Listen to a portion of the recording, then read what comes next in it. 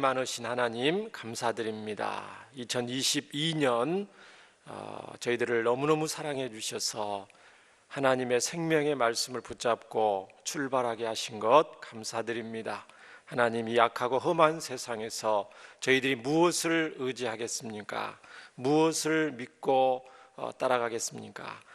오직 길이요 진리요 생명이신 예수님만 붙잡고 또 예수님 주신 하나님 말씀 붙잡고 나아갈 때 어떤 어려움 속에서도 승리하고 형통할 줄 믿습니다. 저희들의 이 첫 출발이 연말까지 또 일평생 변하지 않도록 저희들의 마음을 지켜주시기를 원합니다. 하나님, 이 시간 하나님 말씀을 또 함께 삼고하기를 원합니다. 주님이 주신 크신 은혜를 이루 말할 수 없는 놀라운 사랑을 맛보지 못하고 누리지 못하게 하는 방해되는 것들이 있습니다. 하나님, 이걸로 인해서 늘 답답하고 괴로움 당할 때가 있는 것이 솔직한 우리의 고백인 것을 고백합니다.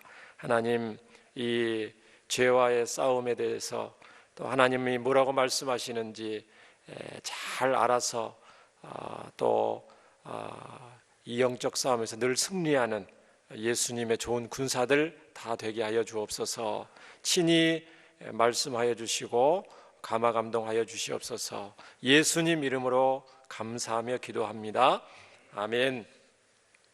계속해서 죄에 대해서 살펴보고 있습니다. 질문 하나 제가 드려볼게요. 여러분, 군인 있죠? 군인, 군인이 있는데 전쟁터에 나가는 군인이 꼭 갖추고 있어야 될 게 뭘까요? 군인에게 가장 필요한 것이 무엇일까요? 전쟁이 났어요. 전쟁이 나면 안 되는데 어쨌든 전쟁이 터져서 이제 출전을 앞두고 있는 군인에게 꼭 필요한 것이 무엇이겠어요? 네? 굉장히 많죠? 군에 갔다 온 우리 남자 성도님들은 벌써부터 생각이 날 건데 굉장히 뭐 총부터 시작해서 굉장히 많습니다. 평소에 그걸 훈련하고 준비를 하는데 가장 필요한 것이 무엇이냐? 눈에 보이는 어떤 무기라든가 군복이라든가 뭐 여러 가지 배낭이나 챙겨야 될 게 많지만 그 중에서 가장 중요한 게 뭐냐면 눈에 안 보이는 거예요. 그게 뭐냐면은 도대체 왜 내가 목숨을 걸고 이 전쟁에 출전을 해야 되는지, 왜 싸워야 되는지, 그것을 분명히 아는 것입니다. 그렇죠? 그냥 상관이 지시하니까 그냥 나갈 수 있죠. 그렇게 나가는 거하고 그거보다 더 중요한 게 내가 왜 이 전쟁에 참전을 해야 되는지, 목숨을 걸고 하나밖에 없잖아요, 목숨. 그렇죠? 그리고 싸워야 하는 적이 도대체 누구인지를 분명히 아는 것이 중요하죠. 이제 저는 대한민국 병장 출신입니다. 그래서 한 30년 전의 기억을 떠오르면 그래서 이제 군에 가면은 늘 그런 훈련과 함께 정신 무장을 시키는 게 굉장히 중요하죠. 훈련병들한테 정신 무장을 시키는 게 굉장히 중요한데 그 중에 왜 우리가 싸워야 되는지, 왜 이 청춘을 바쳐서 여기에 지금 나왔는지, 사랑하는 가족, 부모, 형제 떠나서 왜 여기에서 월급 한 달에 병장 때 한 10,000원 정도 받았던 것 같아요.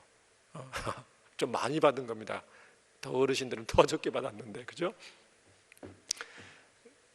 군가가 이런 군가가 있습니다. 아름다운 강산을 지키는 우리, 사나이 기백으로 오늘을 산다. 그러면서 뭐라고 하냐면은 가사가 포탄의 불바다를 무릅쓰고서 고향 땅 부모 형제 평화를 위해 전우여 내 나라는 내가 지킨다. 그 군가가 있어요. 행진하면서 밥 먹으러 갈 때 대회를 지어서 그 군가를 늘 부르죠. 그러니까 무슨 그 내용입니까? 왜 내가 지금 군 복무를 하는지, 전쟁이 터지면 목숨을 걸고 출전을 할 수밖에 없는 그런 상황이잖아요.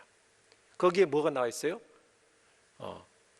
포탄의 불바다를 무릅쓰고 내가 이 전쟁터에 뛰어드는 이유가 고향 땅을 지키기 위해서, 부모 형제 평화를 위해서, 조국의 평화를 위해서 지금 내가 전쟁에 출전한다. 그러면 이제 나머지는 무기가 있든 없든 적이 수가 많든 적든 마음을 다잡으면 출전할 수가 있죠. 그래 6.25 전쟁 때 우리 사랑하는 우리 선배 우리 전우들께서 탱크에 맨주먹으로 뛰어들고 그 이유가 그겁니다. 마찬가지입니다. 자, 우리가 이제 죄와 싸우는 거거든요. 성도들은 죄와 싸우는 거예요. 죄와 싸움에서 승리하기 위해서 먼저 알아야 될 것이 있습니다. 그것은 왜 죄와 싸워야 하는지, 그걸 명확히 아는 게 굉장히 중요합니다. 내가 어떤 존재이기에 죄와 싸워 이겨야 하는지를 분명히 알아야 한다는 것입니다. 그러면 저와 여러분은 왜 죄와의 싸움에서 져서는 안 되고 반드시 죄를 죽이고, 오늘 죄를 죽인다는 말이 나와요, 성경에. 죄를 죽이고 죄를 이기고 승리해야 하는 것인가요? 오늘 이 한 가지 짧은 시간에 한 가지를 저와 여러분 알기를 원합니다. 자, 12절에 그 이유에 대해서 나와 있는데 12절에 뭐라고 되어 있습니까? 자, 그러므로 형제들아, 우리가 빚진 자로 돼 육신에게 져서 육신대로 살 것이 아니니라.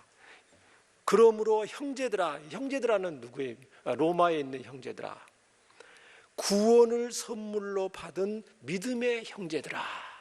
그러니까 저와 여러분에게 해당되는 거죠.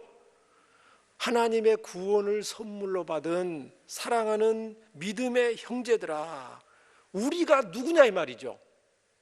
우리는 빚진 자로되, 우리는 빚진 자라는 거예요. 오늘 저는 이 본문을 주목하기를 원합니다. 이 단어를 주목하기를 원합니다. 우리는 뭐라고요? 빚진 자들이다. 그러면 무슨 빚을 졌나요? 무슨 빚을 졌나요?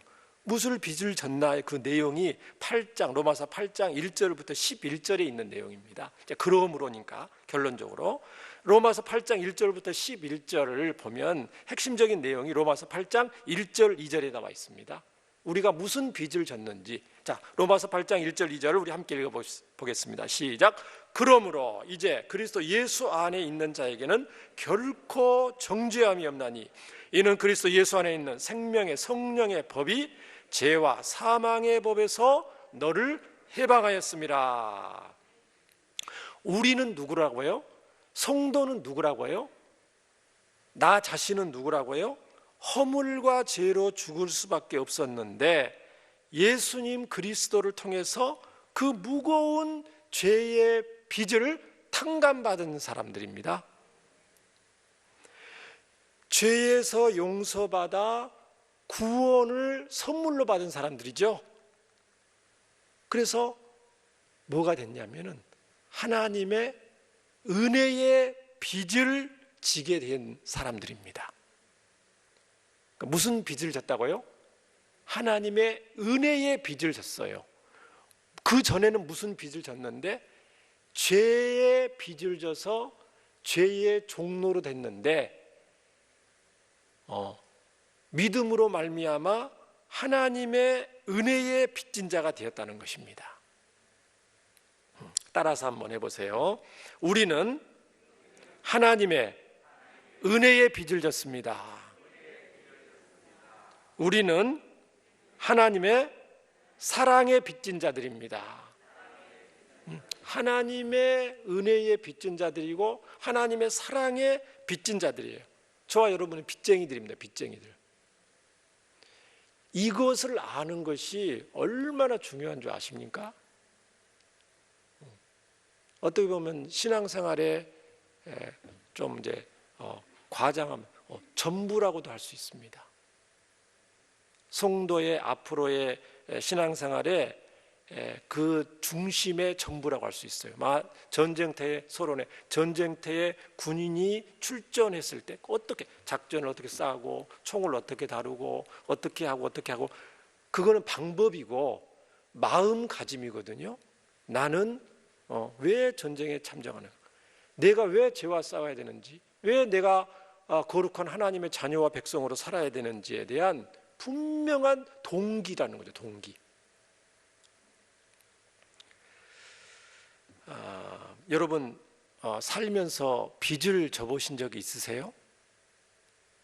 이거 빚을 좀 져봐야 이 성경 본문이 빚에 좀 시달려 봐야 이 빚진 자로 돼, 우리는 빚진 자로 돼 그 심정을 알 겁니다.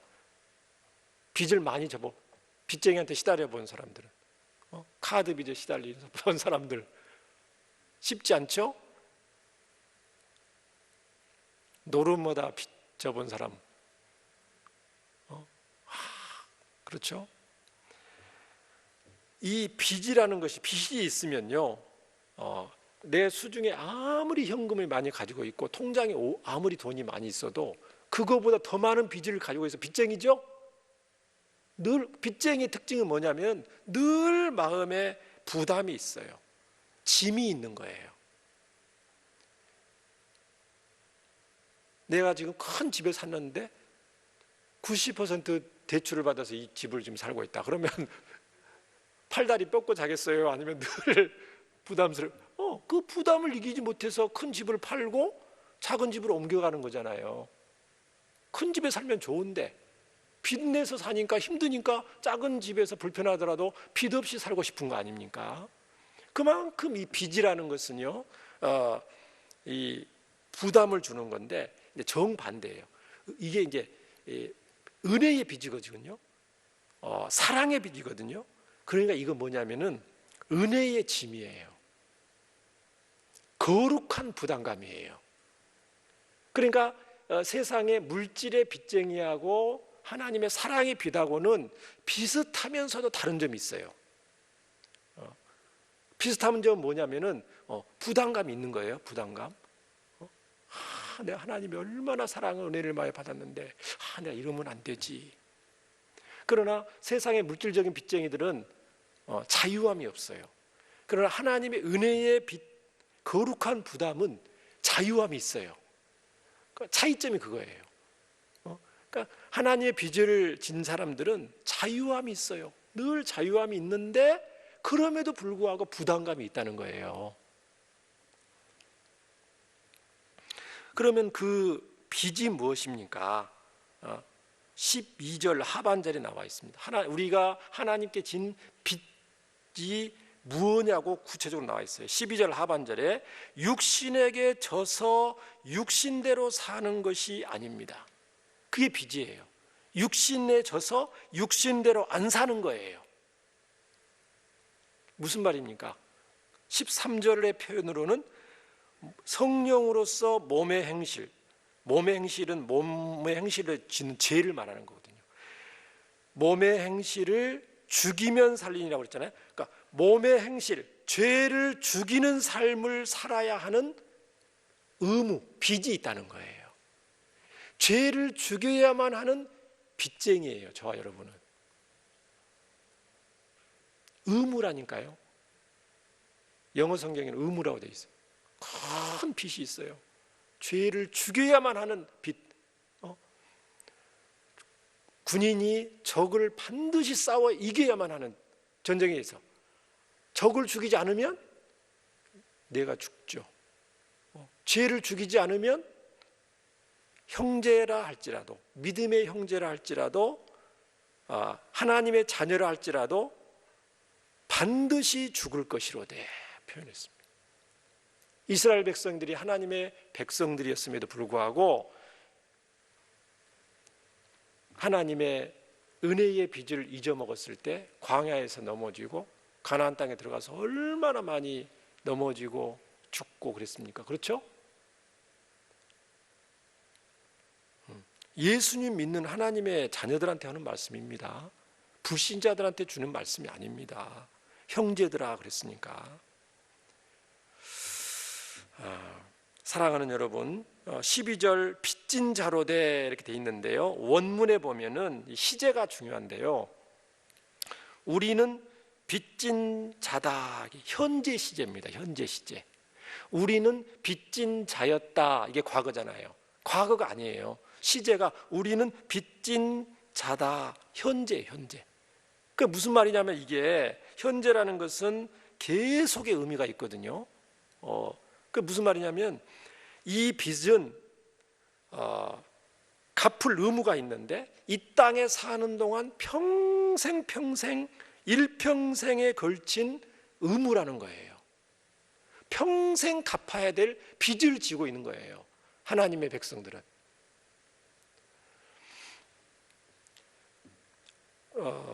무슨 의무라고요? 13절 죄를 죽이는 의무. 죄를 죽여야만 하는 빚을 평생 성도들이 가지고 있다는 거예요. 죄를 죽이는 것을 너희의 일상적인 일로 삼으라고 하나님은 말씀하십니다. 너희가 살아있는 동안에 그 일을 늘 계속 중단 없이 쉼 없이 하라는 말씀입니다. 이 일을 하루라도 그치지 말라는 말입니다. 죄를 계속 죽이라는 말씀입니다. 그렇지 않으면 죄가 너희를 죽이게 될 것이다. 하나님은 말씀하시고 계시죠.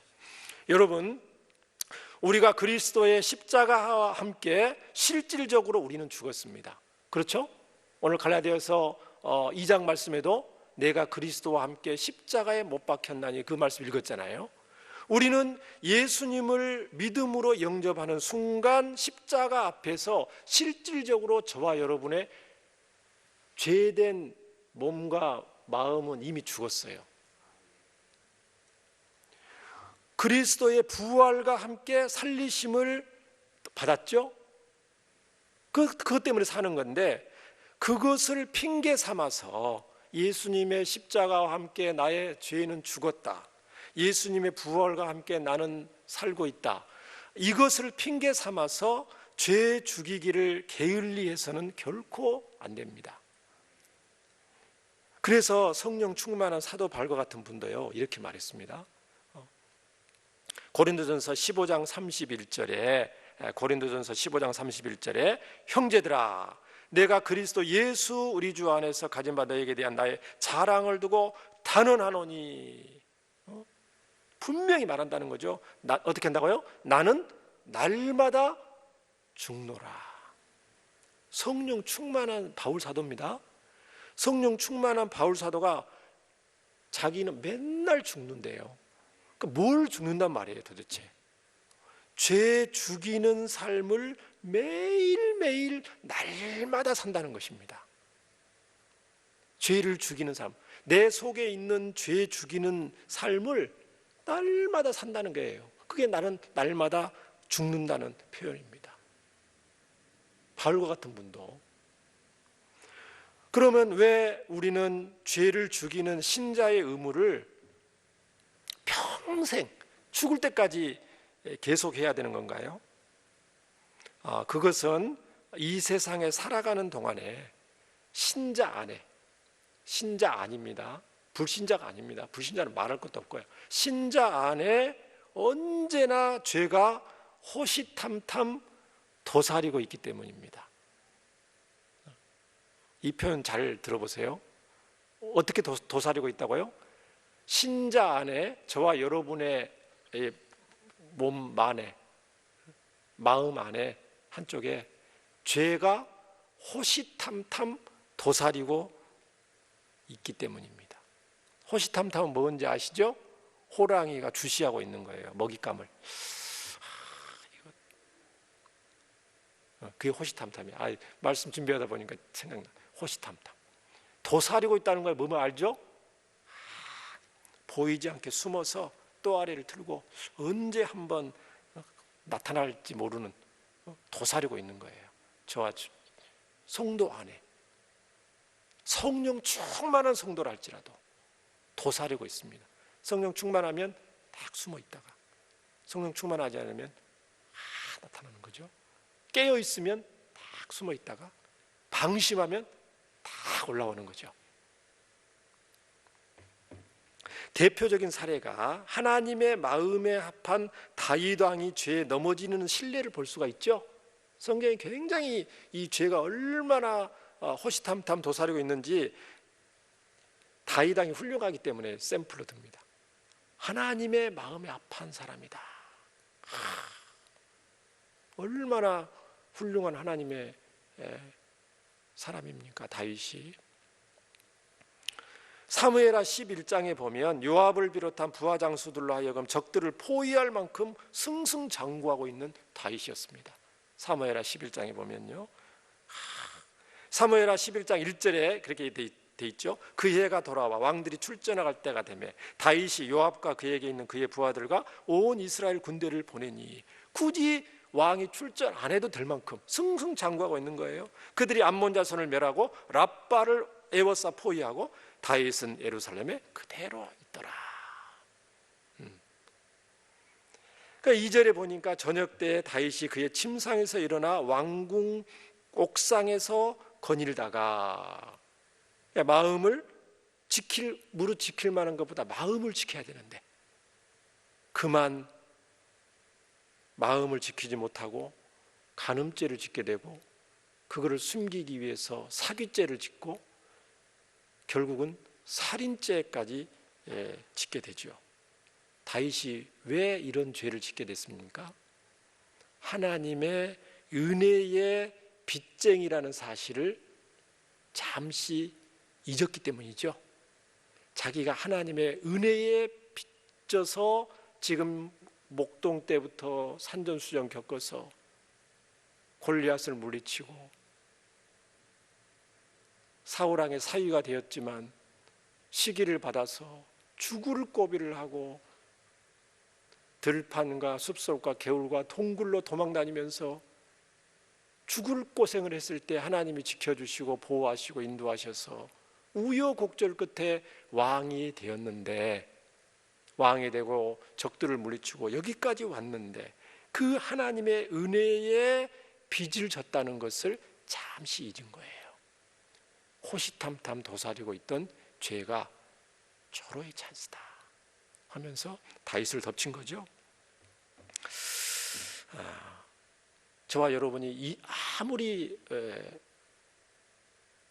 은혜 가운데 믿음 가운데 승승장구하는 사람이라 할지라도 방심하면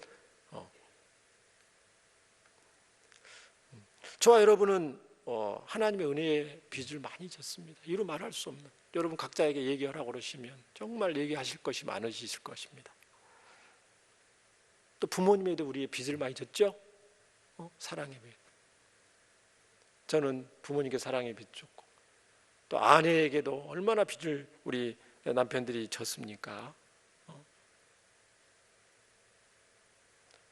자녀들에게도 우리는 빚을 졌습니다. 무슨 말입니까? 자녀들이 부모에게 빚진 거 아닙니까? 천만의 말씀입니다. 부모님들이 자녀에게 빚을 진 거예요. 왜? 부족하고 허물 많은 부모님 밑에서 태어났잖아요. 더 훌륭한 분 밑에서 태어날 수도 있는데, 그렇죠? 자기가 태어나고 싶은 것도 아닌데 어쨌든 우리 밑에 태어나서 고생하고 더 인격적으로 더 성숙하고 더 힘들고 어려울 때 위로하고 격려하고 기도해주고 용기를 주었으면 좋았을 뻔했는데, 더 좀 여유 있게 했어서 자녀들을 교육했으면 좋았을 뻔했는데, 그러지 못해서 자녀들이 부모님이 알지 못하는 아픔과 슬픔과 괴로움 가운데 말 못하고 얼마나 왔겠어요. 자녀들한테, 그리고 자녀들이 이제 자라면서 얼마나 부모님에게 사랑과 기쁨을 줬습니까? 그렇죠? 우리는 자녀들에게 빚을 졌어요. 우리는 우리 교회에 또 담임 목사님께 빚을 졌어요. 저는 교육자들에게 빚을 많이 집니다. 부족한데도 많이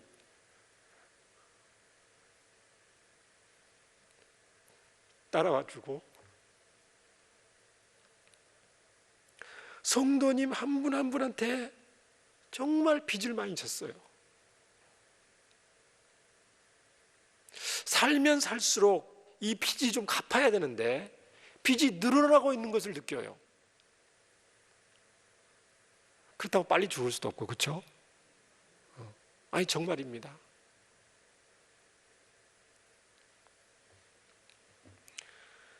그렇기 때문에 바울 사도는 이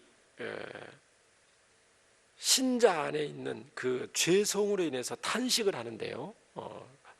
로마서 7장 18, 19절에 이런 말씀이 있습니다. 한번 보시면 내 속 곧 내 육신에 선한 것이 거하지 아니하는 줄을 아노니 원함은 내게 있으나 선을 행하는 것은 없노라.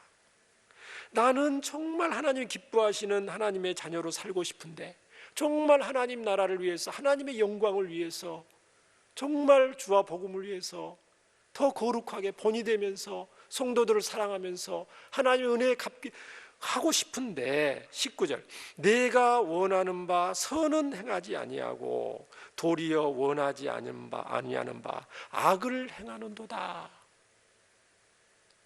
아니 바울 같은 분이 그렇게 하면서도 자신을 보니까 그러는 모습을 보고 있는 거예요. 고린도전서 10장 12절에 그래서 그런즉 선줄로 생각하는 자는 어떻게 하라고요? 넘어질까 조심하라. 방심은 절대 금물이라는 것입니다. 여러분 신앙생활 하면서 느끼셨을 것입니다. 가만히 있을 때는 죄가 우리를 덜 공격합니다. 그러나 은혜를 많이 받게 되면, 더 많이 은혜를 받게 되면 꼭 시험하는 일들이 눈에 띄게 일어나는 것을 주위에 볼 수가 있습니다. 그러니까 대학생 선교단체에 있으면 수련회를 통해서 굉장히 예수님 많이 영접하고 은혜를 많이 받아요. 대학생들이. 그러면 꼭 수련회 후에 은혜를 받고 오면 3박 4일 수련회 가서 은혜를 받고 그렇게 오면 꼭 시험을 당하는 일들이 눈에 띄게 일어나는 것을 볼 수가 있습니다. 그래서 은혜 받기 전에 미리 마음 준비를 단단히 해야 됩니다. 빌립보서 3장 13, 14절에 그러기 때문에 바울은 또 이렇게 말합니다. 형제들아 나는 아직 내가 잡은 줄로 여기지 아니하고 달려가노라. 부르심의 상을 위하여 달려간다. 방심하지 않는다는 거죠. 사랑하는 여러분, 하나님의 마음에 합했던 가장 위대한 하나님의 사람이었던 다윗도 죄에 방심하다 넘어졌고요. 성경을 보면 예수님을 3년 반 동안이나 따라다니면서 동고동락하면서 말씀 듣고 기적을 행하고 예수님을 주는 그리스도시요 살아계신 하나님의 아들이라고 신앙 고백했던 수제자 베드로도 예수님이 십자가 죽으신다고 하니까 그렇게 하지 마세요 예수님 방해했죠? 넘어진 거예요. 베드로가 예수님을 사랑해요. 사랑하고 예수님이 어떤 분이라는 걸 아는데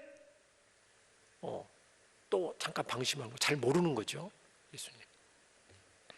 그래서 성령 충만한 사도 바울도 고린도전서 9장 27절에 그래서 내가 내 몸을 쳐서 복종하게 한다. 왜? 내가 남에게 복음을 전파한 후에 자신이 도리어 버림을 받을까 두려워하고 있다. 두려워한다. 이렇게 말을 합니다. 그냥 자기 자신의 몸을 쳐 복종한다는 말이 무슨 말입니까? 날마다 자기 안에 있는 죄와 피 흘리게 싸운다는 거죠. 복음을 전하면서 겉어 볼 때는 승승장구하면서 그렇게 하나님 나라를 귀하게 쓰이면서 돌아서면 자신을 돌아보고 늘 자신을 낮추고 죄와 싸우기 위해서 몸부림을 치고 겸손해지기 위해서 몸부림을 쳤다는 거예요. 죄는 우리의 영혼을 죽이기 위해서 온갖 교묘한 술수들을 동원해서요, 밤낮으로 쉬지 않고 강력한 공격을 해옵니다. 죄는 결코 하루도 쉬지 않습니다. 죄는요, 휴일이 없습니다. 죄는 명절이 있을까요, 없을까요? 없습니다. 명절이 없습니다. 지금 명절 기간이지만 오히려 조로의 찬스라고 생각합니다. 우리 안에 있는 죄를 내버려 두면, 또 그런 것에 전혀 신경 쓰지 않고 죄에 대해서 아무런 대책도 세우지 않은 채로 성도들이 나태하게 행할 수가 없다는 것입니다. 그대로 내버려 두면 결국에는 영혼을 파멸로 이끌고 말겠죠. 그런데 어찌 우리가 방심할 수 있을까요? 왕년에 내가 믿음이 충만했습니다. 내가 예수님 왕년에 믿을 때 이렇게 주와 복음을 위해서 충성하고 헌신했거든요. 그러셨어요? 죄와 사탄이 그러셨어요? 비웃죠? 그렇게 과거에 계속 과거 얘기하셔요. 나는 당신의 현재를 지금 공격할 겁니다. 그러니까 매일매일 충만해야 돼요. 매일매일 성령 충만해야 된다는 것이죠. 그래서 우리가 말씀을 어떻게 읽습니까? 매일 읽는 거죠. 하루에 창세기부터 요한계시록까지 속독으로 읽으면 읽을 수 있습니다. 그렇게 읽는 것보다요, 하루에 10절이라도 1년 365일 쉬지 않고 읽는 게 더 낫습니다. 몰아치기로 읽는 것보다 몰아치기로 읽을 때도 필요하긴 해요. 그러나 그렇게 하는 것보다 하루에 한 절이라도 매일매일 읽는 것이 죄와 이 사탄을 이기는 영적 승리의 비결인 줄 믿습니다. 기도도 마찬가지입니다. 매일 해야 되고요.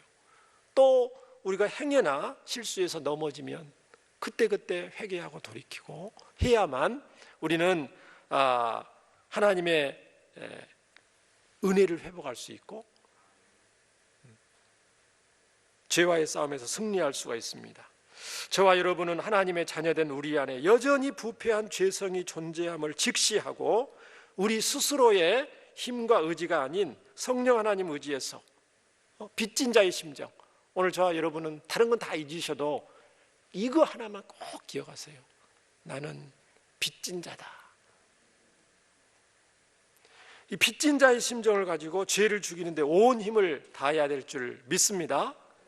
우리 안에 있는 죄와의 싸움, 죄 죽이기는요, 이 세상을 살아가면서 피할 수가 없습니다. 피해서도 안 될 가장 힘든 싸움입니다. 또 평생 해야 하는 싸움이지만은 승리하신 우리 주 예수님 의지할 때에 우리도 반드시 승리하게 될 줄 믿습니다. 바울 사도는 누구보다도 하나님 나라를 위해 충성하고 그렇게 했잖아요. 그런데 바울 사도는 늘 마음속에 이 빚쟁이의 심정이 있었어요. 그러니까 빚쟁이의 심정이 강하면 강할수록 어떤 고백을 하게 되냐면, 나는 아무것도 아닙니다. 나는 한 것이 없습니다. 오직 하나님의 은혜입니다.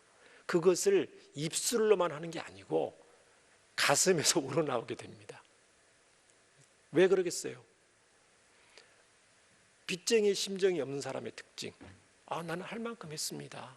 무슨 말이냐면 하나님이 받은 은혜보다도 내가 그 하나님 앞에 더 한 게 더 많다는 거죠. 이 빚을 갚고도 더 많다는 거죠. 그러니까 하나님이 나한테 이제 해줘야 됩니다. 교회는 나를 이렇게 해줘야 됩니다. 셀 식구들은 나를 누가 해야 됩니다. 엄마 아빠는 나한테 해줘야 됩니다. 우리 자녀들은 해줘야 됩니다. 다 해. 이제 그렇죠? 빚쟁이의 심정이 채무자의 심정이 되면 그렇게 됩니다. 이제 원망 불평이 돼. 감사가 잃어버리게 됩니다. 빚쟁이의 심정이 많으면 많을수록, 그러니까 빚쟁이는 은혜의 빚입니다. 사랑의 빚이 많으면 많을수록 늘 감사할 수밖에 없죠. 왜? 아니 빚쟁이인데도 불구하고 하나님이 당장 갚으라고 안 하고 늘 감사하면서 더 순교해도 나는 하나님 앞에 갔을 때 한 것이 없습니다. 주와 복음을 위해 순교했다니까요. 그러니까 천국에 가서 그 빚쟁이 심정을 가지고 있는 분은 하나님, 저는 한 것이 없습니다. 아니, 주님 주신 목숨 가지고 제가 하나님 은혜대로 살다가 어쩌다 보니까 순교한 거지, 제가 잘하는 거 아무것도 없어요. 빚쟁이 심정이 전혀 없는 사람들은 조금 신앙생활 하다가 이제 자기 마음대로 하죠. 하나님께 이제 그게 없으니까. 얼마나 이 빚쟁이의 심정이 중요한 줄 모릅니다. 저 여러분 평생 이 빚쟁이의 심정을 가지고 살아야 될 줄 믿습니다. 지금만 그러지 마시고 나중에 죽을 때까지 그렇게 하셔야 됩니다. 그래야 하나님께 더욱 존귀하게 쓰임받고 또 하나님 나라를 위해서, 하나님의 영광을 위해서 하나님이 기뻐하시는 주의 백성이 될 줄 믿습니다. 오늘 말씀을 기억하면서 우리 함께 기도하기를 원합니다. 하나님, 오늘 말씀 통해서 우리가 하나님의 은혜와 사랑의 빚을 졌습니다. 그 빚을 갚기 위해서 우리가 죄와 피 흘리기까지 싸울 수 있도록 하나님 인도해 주시옵소서. 우리 함께 기도하겠습니다.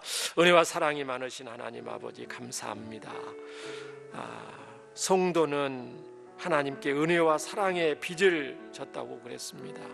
하나님, 평생 갚아도 갚을 수 없는 이 빚을 우리가 가지고 죄와 싸우는 삶을 살게 됩니다. 죄를 죽이는 싸움을 평생 하게 됩니다. 하나님 아버지, 죄가 호시탐탐 도사리면서 우리 안에 우리를 엿보고 있는데, 하나님이여, 지킬 만한 것보다 우리의 마음을 지킬 수 있게 하시되 우리가 은혜의 빚쟁이, 사랑의 빚쟁이라는 것을 늘 기억하는 은혜를 더하여 주시기를 원합니다. 하나님이여, 우리가 처음 예수님 만났을 때에 어떤 은혜를 주셨습니까? 하나님, 처음 우리가 가정을 이룰 때에, 또 교회의 인도함을 받았을 때에, 또 여기까지 오게 됐을 때에 하나님 어떤 은혜를 우리에게 주셨는지 하나님 늘 기억하는 주의 백성들 되게 하여 주셔서 하나님께 늘 감사하고 영광을 돌리고 더욱 귀하게 쓰임받는 겸손한 주의 종들 되게 하여 주시고, 죄를 능히 이기는, 육신에게 져서 육신대로 살지 않는 하나님의 거룩한 백성들 되게 하여 주시옵소서. 예수님 이름으로 기도합니다. 아멘.